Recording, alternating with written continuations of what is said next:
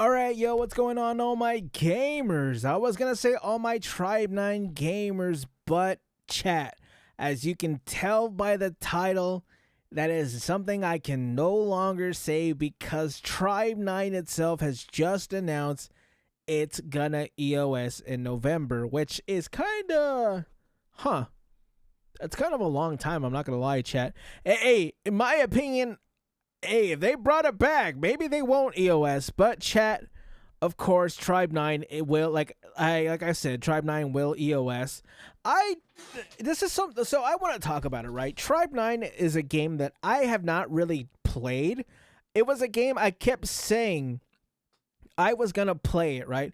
I was gonna do this, I was gonna do that. I wanted to try it because chat, if you guys don't know, the people who made Tribe 9 are, this, as you can tell from just looking at the game, if you look over here, it's made by the people who made Danganronpa, right?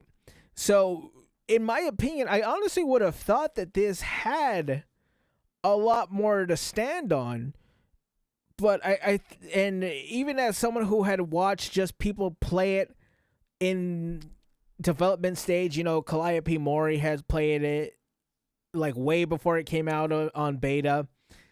It was just a weird timing of things, right? And this is something that I also want to talk about when it comes to these up and coming gacha games, right? Something like Tribe 9, like your Etheria Restart, your Black Beacons, and stuff like that. Hell, even some of the more and upcoming ones, right? I don't know if you guys want to count Tribe 9 or Black Beacon as the second gen, the post-gen, the post-Hoyoverse gen of games, right? And as far as post Hoyo and Kuro games, outside of that scope of the big four, past the big four, we are seeing a lot of games that are coming out, but there's also games that are already here, right? With Black Beacon and Tribe 9 and stuff like that.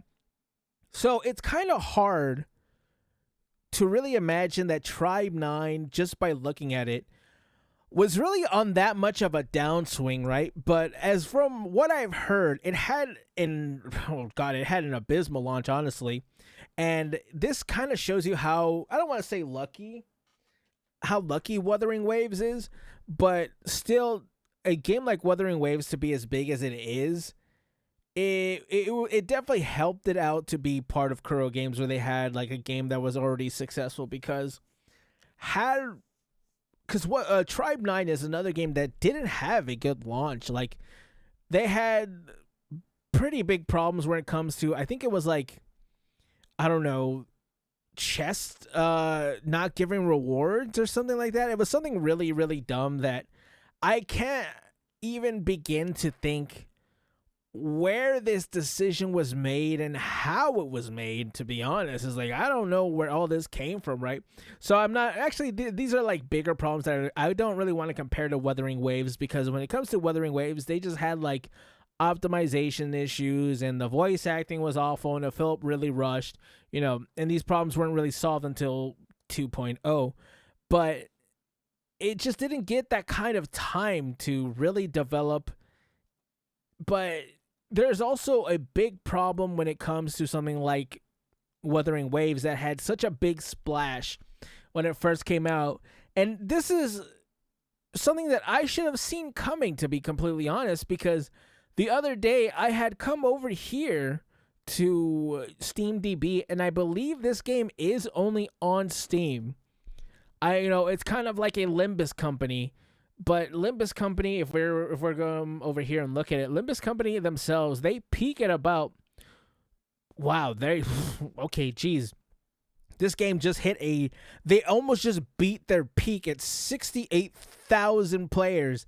And these are players, and I believe this just had a brand new update. So this game is looking really nice and sitting really pretty as a game that is only on Steam. But mind you, this is also a company that could, if this company made $90,000, like Tribe 90,000, Tribe 9 players, Tribe 9 months, or Tribe 90 days, This game probably could survive off $90,000, but a game like Tribe 9, I guess it is a little bit bigger. It can't really survive off of that. You see this player peak right here. Chat, its player peak was 9,000 players. And that game is like, and this is like less than Wuthering Waves, who just added Steam, right? Look, this is their peak player base today was 12,000. They beat Tribe 9's peak player base. And, I don't want to say that the West is a huge market, or I don't want to say that Steam and the West is a market that will really keep these games afloat, but it is kind of hard to not really act like to act like this isn't a big deal, right? 3 months ago was their peak, and 3 months ago was when they released, I'm pretty sure. Like, when did this release? This released February 19th. This peak that they had was a day later, and they have never come back to that. They have never beaten it. This is legitimately 1 day peak, and it just went down, straight down, chat. And I really feel for this game, right? Because Danganronpa is a beloved IP. This art style, it looks really, really cool. You look at the combat, the different ways that it switches around. These characters look really cool. I'm sure the story is at least halfway decent. I can't really tell you how it is. I never really played it. This game was a lot of, how do I say this, chat? This game was a lot of, I'll play it next time. I'll do it next time. When these games are on a downswing, when Hoyo and the Big Four are on like filler patches, I'll do it. Oh wait, PGR is up. I'll go play PGR. Oh, Nikkei is up. I'll go play Nikkei. Ethereum Restart came out. I'll just go play that, right, chat? There's never been a time where even Black Beacon, in my opinion, has had a bigger splash than Tribe 9, but it's like, I can never see myself dropping a game for Tribe 9, right? I can't even name you a content creator that played this game. I think I Thelma played it a lot. That's about it. Let's look over here at the Tribe 9 subreddit, right? I mean, you're going to get what you're going to get. People are just sad because this game is EOS. This has to be one of the fastest EOS gacha I've ever played. I'm sure there's a lot. It seems a lot of the JP fans are trying to urge them to release it as a standalone game through crowdfunding. I think that is probably what they should have done, right, chat? The Danganronpa series has a cult-like following, and I believe had they released a game out, like some games, chat, some games should not be gachas, right? A game made by the developers of Danganronpa, a one-off, not a one-off, but, a murder mystery kind of game. I don't think that kind of game should ever go gacha. So when the developers made a game, I don't think it ever should have gone gacha. But that's just my opinion. I don't know how you guys feel about that. Says, I don't know this or her. I don't know if I could bring myself to log in anymore. Honestly, I feel for these players, right? Because this game shut down insanely fast. Let's look at how gacha, gacha gaming is talking about it. Holy hell, it died so fast.